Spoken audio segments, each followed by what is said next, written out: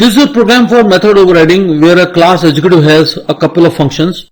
This function cal allowances is redefined in the officer class, which is inheriting the base class executive.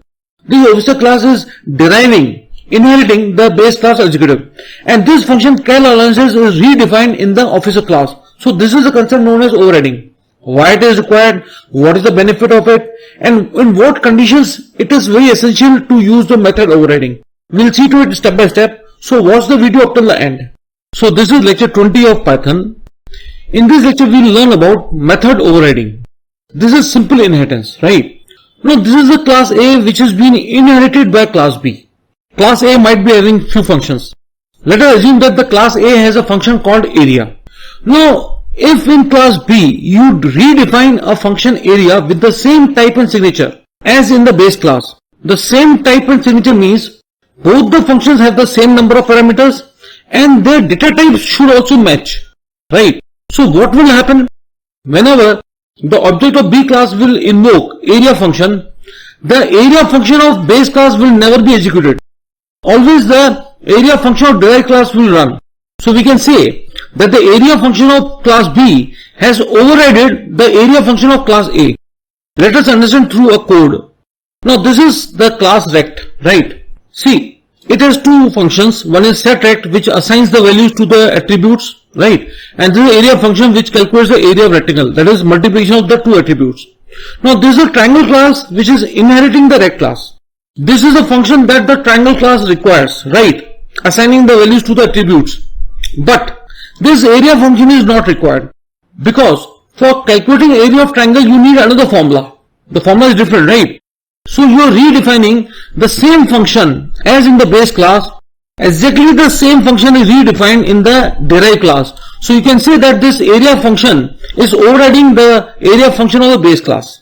Now we understand the code from the main function. See, you are making an object rect obj of rect class. Okay. You are invoking the setRect function of rect class and you are passing two arguments 10 and 20. And these 10 and 20 from parameters x and y will be assigned to the attributes val1 and val2. These val1 and val2 are the instance attribute of this rect obj object, right? Now a text message is displayed, area of rectangle is, and you are invoking the area function of rect class. Obviously the control will come over here and will display the multiplication of the two, that is 10 and 20. 200 will be returned and displayed here. So while making the object of the rect class, this function will be invoked, final. But when that object of triangle class will be defined, this area function will never be executed. Let's see. You define an object trg obj of triangle class. Okay. You are invoking the set trg function of the triangle class. 7 and 9 will be assigned to these parameters x and y. Here you are invoking the setRect method of the superclass. See, the base class is also known as superclass. See, there are two ways of invoking the superclass or base class functions. One is by writing super and the function name, and another is to specify the class name followed by the function name. Remember that while using the second method you have to use the keyword self, but while using it through super method you don't have to use self.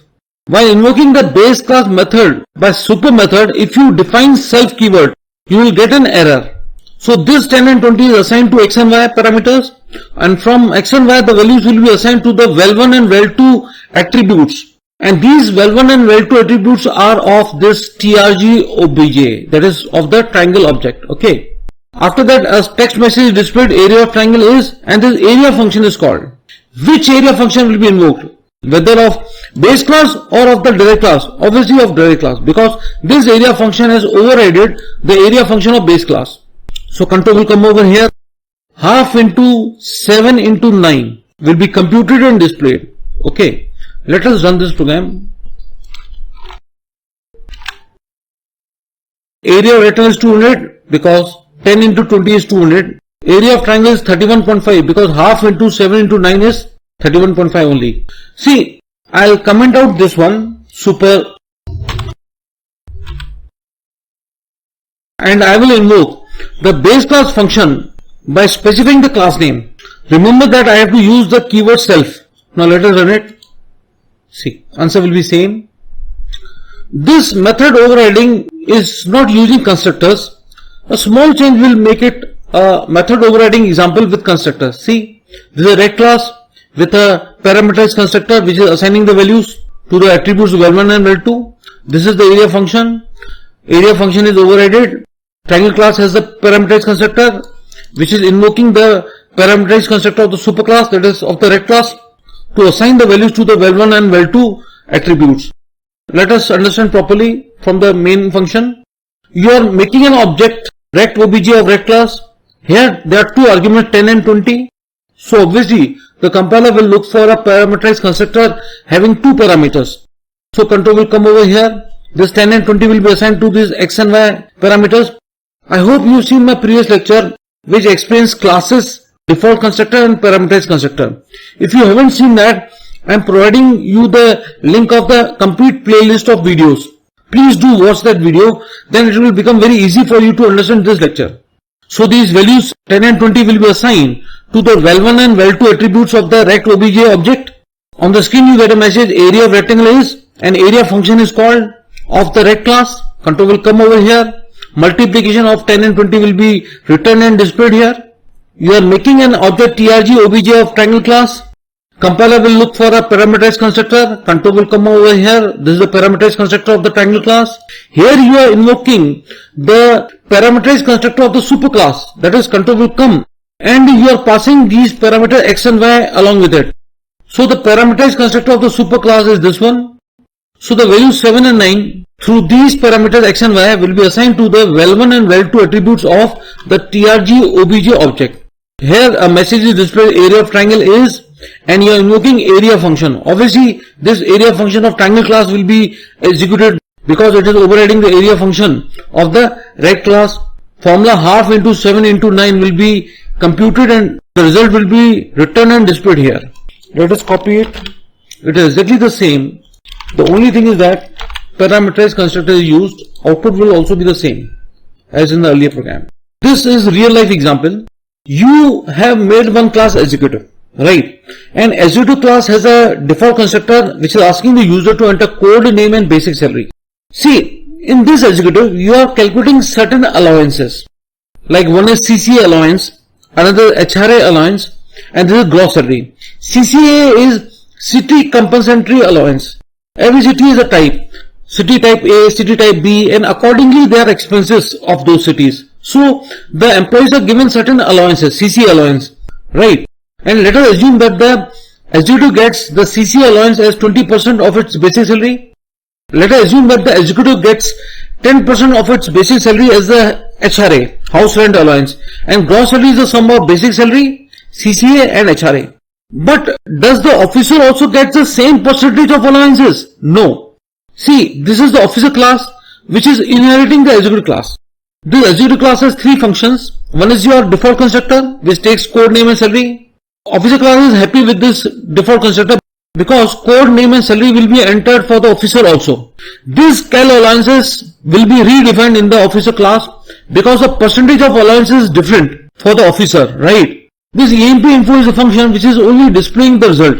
It is displaying the code name and salary which has been asked by the user, and it is displaying the three calculated things like CCA, HRA and gross salary. So officer class is happy with this default constructor and this emp info function that is displaying the content, but this cal allowances function is redefined in the officer function. So this is overriding of the function. We'll understand the program from here, from the main function. On the screen you get a message, enter details of an executive. You are making an object exec obj of executive class, right? How many arguments are there? Nothing. So obviously the compiler will look for a default constructor. Control will jump over here in default constructor of the executive class. It will ask the user to enter code name and salary which will be assigned to the code name and salary attributes of exec obj of this object, right? After that the control will come over here. You are invoking the cal allowances function of executive class. Cursor will come over here. Assuming that the CCA is 20% and HRA is 10% of the basic salary, these two things are calculated and gross salary is the sum of basic salary, CCA and HRA. After that, on the screen you get a message, enter details of the officer. You are making an object officer obj of officer class. There are no arguments, So compiler will look for a default constructor of the officer class. Control will come over here, and here you are invoking the default constructor of the super class, that is of the executive class. Control will jump over here. It will ask for the code name and salary, and those values entered by the user will be assigned to code name and salary attributes of which object? Obviously officer obj, right? You are invoking the cal allowances function. Because this cal allowances function is overriding the base class cal allowances function, control will jump over here. It will run the cal allowances function of the derived class, assuming the CCA and HRA are 25% and 15% of the basic salaries. So the CCA and HRA will be computed of officer. Gross salary also will be computed by adding the basic salary, CCA and HRA. After that, the control will come over here. You get a message on the screen, salary information of the executive is, and you are invoking the EMP info of the executive class. Cursor will come over here. Code name and salary, and also the CCA, HRA and gross salary will be displayed of the exec obj, that is of the executive object. Thereafter the cursor will come over here. On the screen you get a message, salary information of the officer is, and EMP info of the officer obj will be invoked. Because EMP info is not defined in the officer object, it will come over here. It will invoke the EMP info of the executive class which has been derived, and obviously the code name, salary, CCA, HRA and gross salary will be displayed of the officer obj object. Let us run this.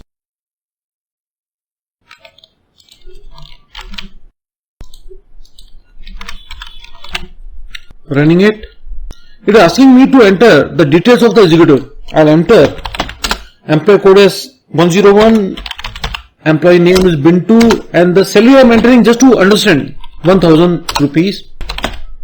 Employee code is 102, employee name is Chirag, and salary I'm again assuming it to be 1000. Now see, salary information of the executive is 101, Bintu, and 1000 is what we entered. Here is the CCA 20%, 200 rupees, HRA 10%, that is 100 bucks, and the gross salary is the sum of all the three, 1300, right? Now, salary information of the officer is this code name and salary I entered, 250. See, because CCA I have assumed it to be 25%, so 250 rupees. HRA is 15%, so 150 rupees is the HRA, and the total of the three is 1400, right? If you followed it well, I am giving you an homework. See, here I have made use of the two classes, executive and officer. I want you to make use of another class, manager class. It will also inherit the executive class. See, though there are three classes, it is not a multiple inheritance.